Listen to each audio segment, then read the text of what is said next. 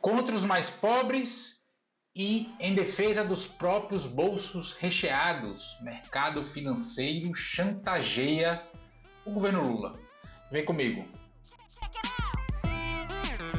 Antes de seguir, gostaria de pedir seu like nesse vídeo, sua inscrição nesse canal. Peço também, caso você possa e queira, sua contribuição clicando no botão Valeu ou se tornando membro aqui do blog do Cadu Amaral, clicando no botão Seja Membro. Os membros do blog do Cadu Amaral têm acesso a conteúdos exclusivos e assim você ajuda mais no espaço de luta contra o fascismo à brasileira. Ao final do vídeo, deixa seu comentário. Concorde, discorde ou complemente. Mas sempre se lembre que só não vale xingar nem falar da mãe do povo. Compartilhe esse vídeo em todas as suas redes sociais e também no WhatsApp e no Telegram, se você tiver. Lembrando que se você é de Alagoas, você pode assistir ao blog do Cadu Amaral na TV Com Maceió, canal 12 da NET. Se você não é de Alagoas, você pode assistir a TV Com no link que está na descrição desse vídeo. Obrigado. Quinta-feira, 5 de dezembro, são agora 2h30 da tarde. E para garantir seus interesses, o mercado financeiro atua em descompasso com a realidade brasileira. O crescimento do PIB do país, que mais uma vez superou as previsões do mercado, aponta para uma expansão robusta da nossa economia.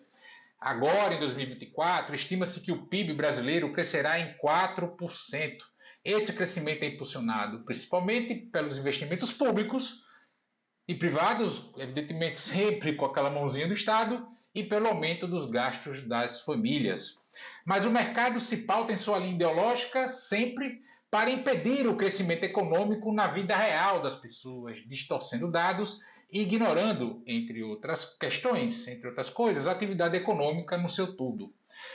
Essa coisa de parelhar, por exemplo, essa coisa de parelhar crescimento econômico com inflação é central no debate econômico nos dias atuais. Mas a forma como o mercado desinterpretar o crescimento brasileiro, reverberado pela mídia hegemônica, gera pressão contra o desenvolvimento nacional, elevando sempre a taxa de juros Selic e afetando diretamente as empresas e a economia como um todo. Vejam, percebam, as empresas, por causa dessa elevada taxa de juros, em vez de buscar os bancos para fazer empréstimos, acabam recorrendo ao mercado de capitais. Capitalista é capitalistas e estes sempre querem seu lucro. Então, se eu pegar um empréstimo para investir na minha empresa, seja ela o que for, o juro que terei de pagar não compensa. Porque para que esse investimento que eu fiz dê retorno, vou precisar de tempo para isso. De pujança econômica, para que o meu produto, inclusive, seja comprado, né? Que eu consiga vendê-lo, etc.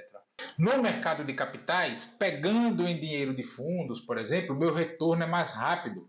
Mesmo com as taxas de juros do CDI, que é uma taxa de juros específica para trocas bancárias, esse tipo de coisa, também elevadas por conta da inflação da Selic, por conta da taxa Selic, melhor dizendo. Mas esse movimento coloca as empresas num tipo de armadilha, porque elas ficam à mercê das flutuações e especulações do mercado. Entendem como o mercado financeiro destroça a economia do Brasil? O mercado financeiro atua tão destrutivamente que afeta também os bancos tradicionais.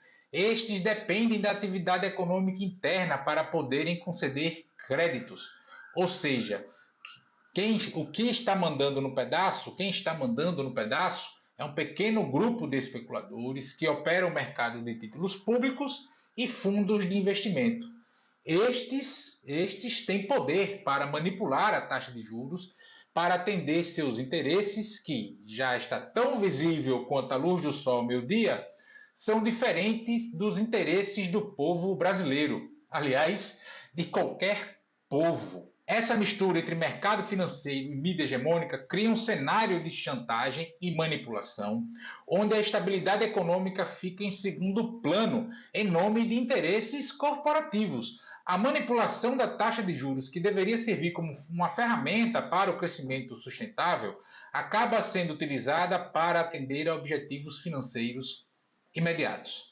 E a coisa está tão escrachante que até figuras da mídia, aqui e acolá, enfim. Recentemente eu vi a Miriam Leitão e aquele André Trigueiro, por exemplo, assim, pontualmente, começam a questionar esse pessimismo exagerado do mercado com a economia brasileira. O melhor exemplo de como o mercado atua contra o bem-estar da população é o tanto que se adora o Javier Milei. A Argentina. Milei deixou mais de 50% dos argentinos na miséria. O PIB argentino em queda. Milei cortou acesso a medicamentos dos mais pobres, mas ele bate as metas de superávit. Milei promoveu ou promove a privatização, inclusive, de ativos estratégicos para os argentinos, como o lítio e o gás. E isso vai prejudicar a economia argentina mais adiante. As reservas de lítio, por exemplo, são um ativo estratégico de grande valor e sua venda precipitada prejudica o potencial econômico do país e não proporciona melhoria substancial na qualidade de vida da população. Haja vista a situação da população argentina neste momento que eu gravo esse vídeo. Já no Brasil, chegamos ao menor nível de pobreza já registrado pelo IBGE na sua série histórica e o nosso PIB foi o terceiro que mais cresceu no mundo no terceiro trimestre de 2024. A parcela de pobres na população caiu para menos de 30% pela primeira vez desde 2012.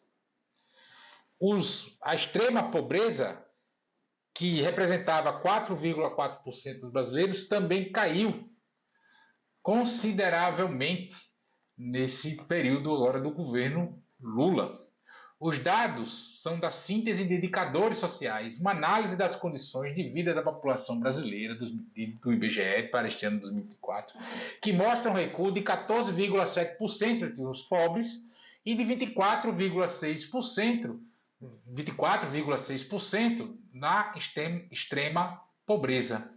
E isso ocorreu em todas as regiões brasileiras, sem contar o crescimento da renda média dos trabalhadores, o maior desde o Plano Real, ou seja, o maior crescimento médio dos trabalhadores, da renda dos trabalhadores desde 1994. Mas o mercado quer sugar a melhoria da qualidade de vida dos brasileiros. O ministro da Fazenda, Fernando Haddad, anunciou um pacote de cortes de gastos que é bem caro politicamente ao Lula, à esquerda, enfim, ao campo progressista, mesmo com mudanças na aposentadoria dos militares, cortes de incentivos fiscais caso as metas do arcabouço não sejam atingidas, restrição das emendas parlamentares, né, em paralelo ao crescimento do salário mínimo, né, a mesma conta, o mesmo percentual, o fim dos penduricalhos que geram super salários. Mesmo assim, o pacote continua relativamente caro